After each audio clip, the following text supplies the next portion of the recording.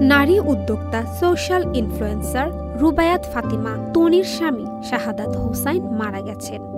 তিনি ব্যাংককে চিকিৎসাধীন ছিলেন।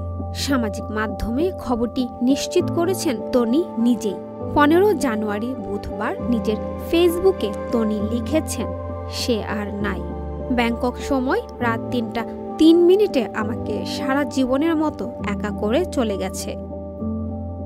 মাস কয়েক আগে গুরুতর অসুস্থ হন তনির স্বামী। অবস্থা অবনতির দিকে গেলে ব্যাংকক নেওয়া হয় তাকে। সে খবর নিজের ফেসবুকে জানিয়ে তনি লিখেছিলেন, জীবনের সব থেকে কঠিন সময় পার করছি, আমি কোনোভাবেই তাকে হারাতে চাই না।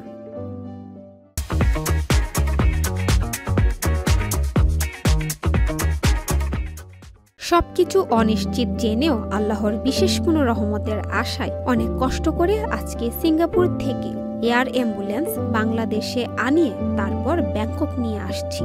আমার জীবনের সবটুকু দিয়ে চেষ্টা করছি, বাকি আল্লাহর ইচ্ছা। সবার কাছে দোয়া চেয়ে তনি শেষে লিখেছেন, সবাই দোয়া করবেন আমার ছেলের জন্য হলেও আল্লাহ যেন তাকে বাঁচিয়ে রাখে। কিন্তু শেষ রক্ষা হলো না। চিরতরে চলে গেলেন এই সোশ্যাল ইনফ্লুয়েন্সারের স্বামী। সামাজিক মাধ্যমে বেশ আলোচিত এবং জনপ্রিয় ব্যক্তিত্ব তনি। তনির স্বামী শাহাদাত হোসাইন একজন সফল ব্যবসায়ী। নুসরাত শৈলী, চ্যানেল আই অনলাইন।